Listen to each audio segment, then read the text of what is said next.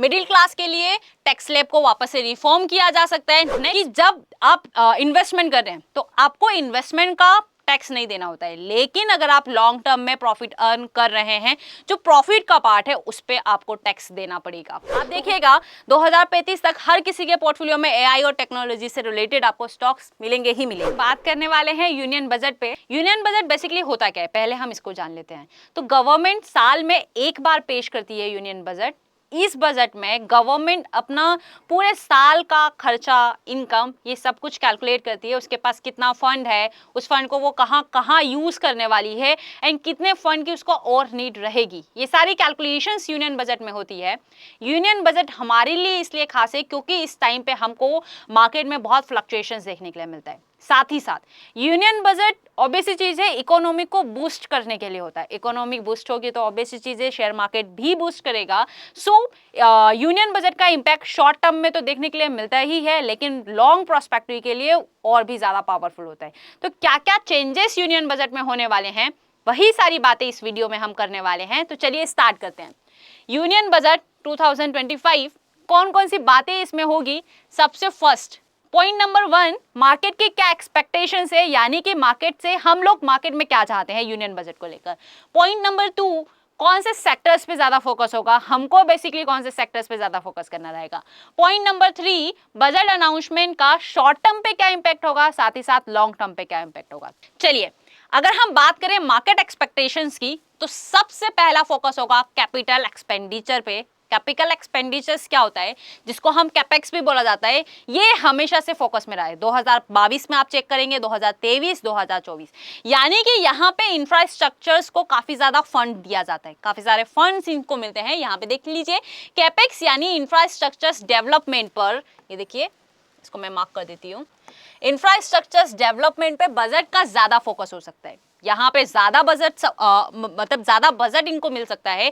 अगर ऐसा हुआ तो आपको रोडवेज, रेलवेज की कंपनीज, एयरपोर्ट्स के लिए ज्यादा पैसा मिल सकता है, जो मेरी अभी बात हुई। चलिए नेक्स्ट, अगर यहाँ पे इंफ्रास्ट्रक्चर्स को फंड मिलेगा तो हमको स्टील और सीमेंट स्टॉक्स पे भी अच्छा मूवमेंट्स देखने के लिए मिलेगा। सीमेंट जैसे कि अल्ट्राटेक सीमेंट, टाटा स्टील, इनमें आपको अच्छा देखने के लिए मिल सकता है। इंफ्रास्ट्रक्चर्स को मिला तो एल&टी एंड आईआरबी इंफ्रा भी ज्यादा फोकस में हो सकता है। चलिए नेक्स्ट पॉइंट पे अगर हम बात कर लें तो नेक्स्ट पॉइंट है टैक्स रिफॉर्म। सबसे पहला पॉइंट है, बजट का सबसे ज्यादा फोकस रहेगा इंफ्रास्ट्रक्चर्स पे।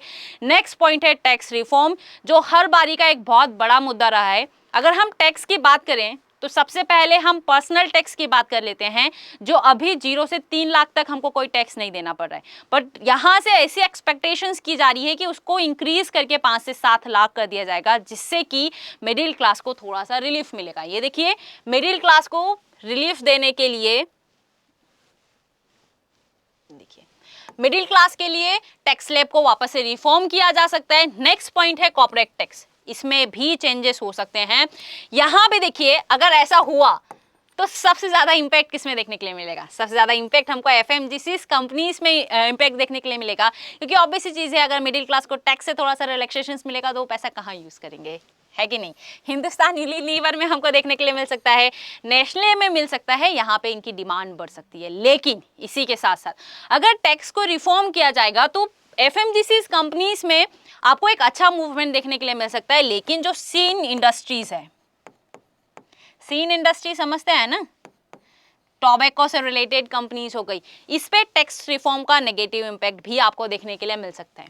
हमारे काम की बात, कैपिटल गेन टैक्स, इसको लास्ट टाइम इंक्रीज किया गया था। Long term and short term capital gain दोनों को इंक्रीज किया गया था। एक 12.5 से इंक्रीज करके 15% कर दिया था, और एक को 15% से 20% कर दिया था। अब ये होता क्या है, ये होता बेसिकली ये है कि जब आप इन्वेस्टमेंट कर रहे हैं तो आपको इन्वेस्टमेंट का टैक्स नहीं देना होता है, लेकिन अगर आप लॉन्ग टर्म में प्रॉफिट अर्न कर रहे हैं, जो प्रॉफिट का पार्ट है उस पे आपको टैक्स देना पड़ेगा।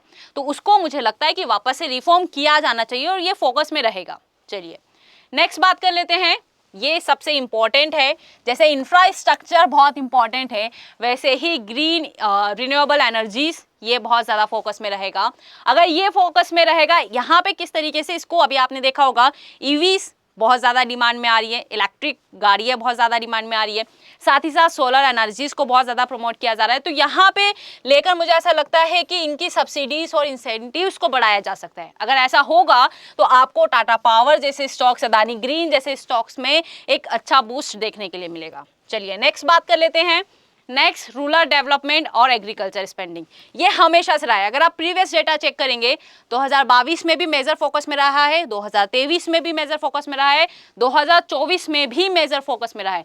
अगर ऐसा हुआ, रूरल डेवलपमेंट एंड एग्रीकल्चर, ये बेसिकली इनको फंड इसलिए दिया जाता है ताकि टेक्निक्स और एडवांस हो चुके। रूरल डेवलपमेंट और एग्रीकल्चर में ज़्यादा फंड हमेशा से दिया जाता है, वो इसलिए हम देख रहे हैं पहले की इरिगेशन मेथड और अभी की इरिगेशन मेथड में बहुत ज़्यादा चेंजेस है। तो यहाँ पे फार्मर्स को और इरिगेशन मेथड को, ये सारी चीज़ों को चेंजेस करने के लिए बहुत ज़्यादा फंड्स एंड उससे रिलेटेड सब्सिडीज वगैरह दी जाती है। तो यहाँ पे आपको और ज़्यादा चेंजेस देखने के लिए मिलेगा। और अगर ऐसा होता है तो फर्टिलाइजर स्टॉक्स जैसे कि आपको चंबल फर्टिलाइजर्स में एक अच्छा बूम देखने के लिए मिल सकता है। मैंने स्टॉक्स भी ऐड किए, ये कुछ स्टॉक्स हैं, आप और भी स्टॉक्स इसमें ऐड कर सकते हैं। चलिए नेक्स्ट चल देते हैं। नेक्स्ट है health care and medical infrastructure. अभी हम देख ही रहे हैं हॉस्पिटल फैसिलिटीज़ को बहुत एडवांस किया जा रहा है। ये हमेशा से लास्ट 3-4 साल से हमेशा से फोकस में रहा है, ये इस बार भी फोकस में रहेगा। यहाँ पे देखिए गवर्नमेंट हॉस्पिटल्स और हेल्थ केयर फैसिलिटीज़ को फंड दिया जाएगा ताकि ये और ज़्यादा अपने आप को ग्रो कर सके और ज़्यादा एडवांस हो चुके। एफोर्डेबल हेल्थ केयर स्कीम्स को एक्सपेंड किया जाएगा, इससे जो लोग नहीं अफोर्ड कर पा रहे हैं वो लोग भी इस स्कीम्स के तहत अपना ट्रीटमेंट्स वगैरह करवा पाएंगे। चलिए यहाँ पे देखिए ये भी एक पॉइंट है, इस जो है टेलीमेडिसिन एंड डिजिटल हेल्थ, ये अभी कुछ टाइमिंग से ज़्यादा है क्योंकि अभी तो ठीक है, अभी हमको कुछ चेंजेस देखने के लिए मिले हैं, लेकिन यहाँ से 2035 तक मार्केट एंड हमारा इंडिया इकोनॉमिक्स सच में बहुत बूस्ट करेगा और एआई और टेक्नोलॉजी के मामले में हम लोग वर्ल्ड में 3rd एंड 4th पोजीशंस पे आ जाएंगे। वर्ल्ड इकोनॉमी उतना स्ट्रॉन्ग हमारा हो जाएगा 2035 तक। आप देखिएगा 2035 तक हर किसी के पोर्टफोलियो में एआई और टेक्नोलॉजी से रिलेटेड आपको स्टॉक्स मिलेंगे ही मिलेंगे। तो इस पे बेसिकली ज़्यादा फोकस होगा, सर्विसेज को डिजिटल बनाने पे फोकस किया जाएगा, यहाँ पे पैसा मिलेगा तो इनसे रिलेटेड स्टॉक्स में आपको बूम देखने के लिए मिलेगा। ये सब एक पॉजिटिव पार्ट हुआ, ठीक है। नेक्स्ट बात कर लेते हैं, ये एक छोटी कंपनीज होती हैं। देखिए ये छोटे छोटे बिजनेस होते हैं, मैंने यहाँ पे लिखा भी है micro smalls and medium enterprises. ये छोटी छोटी कंपनीज होती है, ये बेसिकली हमारी इकोनॉमी की बैकबोन होती है। तो इसको प्रमोट किया जाएगा। ये देखिए इसको प्रमोट करने के लिए यहाँ पे सब्सिडीज दी जाएगी, अलग अलग इनको पैकेजेस दिए जाएंगे ताकि ये अपने आप को और एक्सपेंड कर सके। यहाँ पे देखिए टैक्स में भी इनको कुछ रिबेट्स वगैरह दिए जाएंगे ताकि और अच्छे से काम कर सके। डिजिटल प्लेटफॉर्म और ई कॉमर्स सॉल्यूशंस को भी एमएसएमई के लिए एक्सेसिबल बनाना होगा। इससे ये होगा कि इनका थोड़ा और बूस्टअप हमको मार्केट में देखने के लिए मिलेगा और ये हमेशा से बैकबोन रही है, इसलिए ये एक मेजर फैक्टर हो सकता है। नेक्स्ट बात कर लेते हैं, ये तो हमारा है ही जो अभी मैंने एक्सप्लेन किया, 2035 में ये बहुत ज़्यादा एडवांस हो जाएगा। इसमें ये वाला डिजिटल इकोनॉमी, आप देखिए ना, आज से 3-4 साल पहले यूपीआई ट्रांजेक्शन्स बहुत कम होते थे, आज यूपीआई ट्रांजेक्शन्स बहुत ज़्यादा हो रहे हैं। तो यहाँ पे आपको डिजिटल वॉलेट्स और ऑनलाइन ट्रांजेक्शन्स को डेफिनेटली प्रमोट किया जाएगा ताकि हम लोग उस लेवल तक जा सके। ई कॉमर्स और डिजिटल बिजनेस को भी सपोर्ट किया जाएगा, कैशलेस ट्रांजेक्शन्स को भी ईजी करने के लिए यहाँ पे इनिशिएटिव्स होंगे। तो ये एक मेजर पॉइंट्स हो सकता है। इससे रिलेटेड बहुत सारे स्टॉक्स हैं, पेटीएम हो गया, मोबीक्विक हो गया जो कि अभी आया है, और भी बहुत सारे स्टॉक्स हैं, आप गूगल करेंगे आपको मिल जाएगा। चलिए नेक्स्ट बात कर लेते हैं, फिस्कल डेफिशिएट। ये एक बहुत बड़ा मुद्दा हो सकता है। ये इसलिए बेसिकली ये होता क्या है, पहले मैं आपको ये एक्सप्लेन कर देती हूँ। ये ऐसा होता है कि गवर्नमेंट के पास कितना पैसा है खर्चा करने के लिए, अपने सारी चीज़ों को मैनेज करने के लिए, क्या उसके पास प्रॉपर फंड है या फिर उसको और बोरोविंग्स लेनी होगी, ये उसके बीच का डिफरेंस होता है। अभी आप यहाँ पे देखिए इस बार बजट ये 4.4 से 4.6% करने के लिए कोशिश करेगी, अभी 4.9% है जो कि काफ़ी ज़्यादा है। अगर ये कम होगा तो ऑब्वियस सी चीज़ है, बोरोविंग और गवर्नमेंट के पास जितना फंड है उसका डिफरेंस कम होगा। इससे क्या होगा कि गवर्नमेंट को कम लोन लेना होगा। अब अगर ये कम होता है तो इससे ग्लोबल इन्वेस्टर्स भी मार्केट में ज्यादा अट्रैक्ट होंगे। क्यों? क्योंकि उनको लगेगा कि हमारी इकोनॉमिक ज्यादा स्ट्रांग है। तो ये एक लॉन्ग प्रोस्पेक्टिव के लिए बहुत अच्छा फैक्टर है। अगर ये कम होता है तो डेफिनेटली अभी जो एफआईआई इस मार्केट से निकल रहे हैं, अभी होल्ड हुए हैं, अगर यूनियन बजट में ऐसा कुछ चेंजेस होता है तो वापस से एफआईआई की मार्केट में एंट्रीज होना स्टार्ट हो जाएगी। तो फिलहाल इतने मेजर पॉइंट्स रहे। मेजर पॉइंट में कौन कौन से सेक्टर्स फोकस में रहेंगे वो मैं आपको बता देती हूँ। फर्स्ट नंबर पे है इंफ्रास्ट्रक्चर्स, सेकेंड नंबर पे है आपका green energy and renewable energies. Infrastructures में आप कंस्ट्रक्शन से रिलेटेड कंपनीज, साथ ही साथ आप सीमेंट से रिलेटेड कंपनीज या इंफ्रास्ट्रक्चर से रिलेटेड कंपनीज को आप कंसीडर कर सकते हैं।